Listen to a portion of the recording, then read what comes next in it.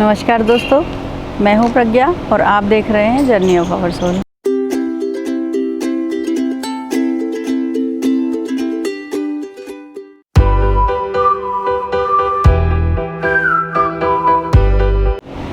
दोस्तों, आज हम एक ऐसे विषय पर बात करेंगे जो इस दुनिया का सबसे महत्वपूर्ण प्रश्न भी है और उत्तर भी है।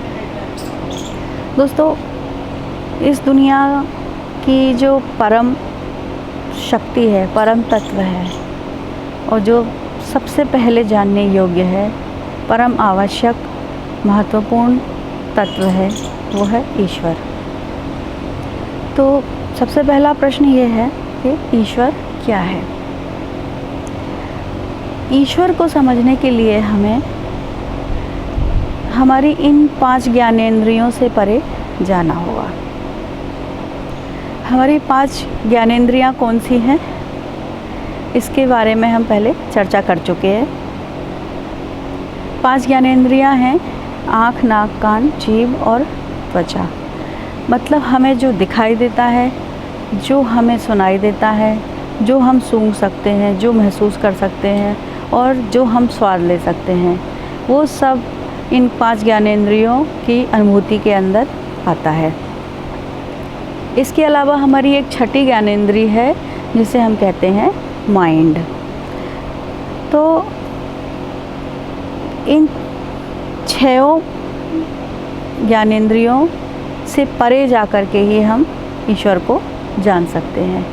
अर्थात इसका आंसर ये हुआ कि जो कुछ भी हमें दिखाई दे रहा है, जो कुछ भी हमें सुनाई दे रहा है और जो कुछ भी हम अनुभव कर सकते हैं, जो कुछ भी हमारी अनुभूति में आता है, वो सब ईश्वर नहीं है। अर्थात आपने अभी तक ईश्वर की जो भी इमेज बनाई है, जो भी अनुभूति आपने इस भौतिक शरीर से प्राप्त की है, या जो कुछ भी अपने मन से, अपने माइंड से उसका जो थॉट या इमोशन क्रिएट किया है, वो सब कुछ ईश्वर नहीं है। तो फिर प्रश्न उठता है कि ईश्वर क्या है। हमने जितनी भी चीज़ें देखी हैं, सुनी हैं, अनुभव की हैं, आज तक भी हमने जो भी इस संसार में रह के पाया है, सीखा है, जो भी ज्ञान प्राप्त किया है, वो सब कुछ इल्यूज़न है, भ्रम है और माया है। अब हमारा माइंड जो है वो इस चीज़ को मानने के लिए कभी भी तैयार नहीं होगा कि हमें जो दिखता है वो माया है। लेकिन जब तक कि हम इसे माया नहीं मानेंगे, तब तक हम सत्य को, परम सत्य को, पराशक्ति, परम शक्ति को और ईश्वर को जानने में असमर्थ रहेंगे। तो सबसे पहले हमें ये मानना है कि हमें जो भी दिखाई दे रहा है, सुनाई दे रहा है, वो सब इल्यूज़न है। चाहे वो आँखों से दिख रहा हो, चाहे वो हमें कानों से सुनाई दे रहा हो, चाहे वो हम अपने मन से, विचारों से और अपनी भावनाओं से अनुभव कर रहे हों, वो सारी चीज़ें इल्यूज़न है, भ्रम है और माया है। तो फिर हमें ईश्वर को जानने के लिए कौन सी इंद्रिय का उपयोग करना होगा। हमें ईश्वर को जानने के लिए एक ऐसी अवस्था को प्राप्त करना होगा जो इस संसार की अनुभूति से परे जा सके। तो वो अवस्था हमें अपने सूक्ष्म शरीर और अपने स्थूल शरीर से परे जा कर के प्राप्त करनी होगी। और जब हम उस अवस्था को प्राप्त करेंगे तभी हम समझ पाएंगे कि ईश्वर क्या है। तो उस अवस्था को हम कैसे प्राप्त करेंगे? उस अवस्था को प्राप्त करने के लिए हमें माइंड के सेक्शन 1, 2 और 3 को पार करना होगा। अर्थात कि माइंड से परे जाना है, यानी कि 5 ज्ञानेंद्रियों और इसके अतिरिक्त छठी ज्ञानेंद्रिय, यानी कि सबसे पावरफुल ज्ञानेंद्रिय कौन सी है? हमारा मन है। तो ये जो 5 ज्ञानेंद्रियाँ हैं वो हमारे स्थूल शरीर में हैं और जो छठी ज्ञानेंद्रिय है मन, वो हमारे सूक्ष्म शरीर में है। अर्थात कि हमें अपने सूक्ष्म शरीर और स्थूल शरीर दोनों की अनुभूतियों से परे जा कर के एक अवस्था हासिल करनी होगी, तब हम ईश्वर को प्राप्त कर पाएंगे। तो वो अवस्था हमें कैसे मिलेगी?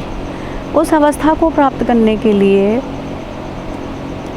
हमें ध्यान की कुछ ऐसी टेक्निक्स सीखनी होंगी जिससे कि हम एक ऐसी अनुभूति को प्राप्त कर सकें जो इस संसार की नहीं हो, ना ही वो इस सूक्ष्म शरीर की हो, ना ही वो स्थूल शरीर की हो, ना ही वो स्थूल जगत की हो, ना ही वो सूक्ष्म जगत की है।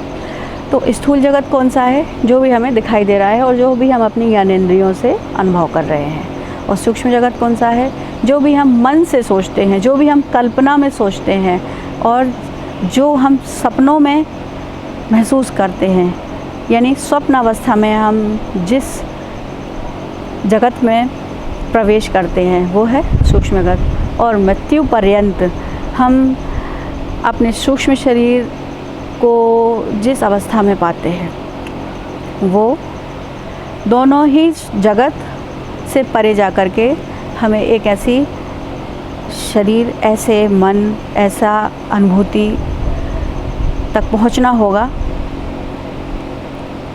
जिसके द्वारा हम ईश्वर को जानने में समर्थ हो सकें।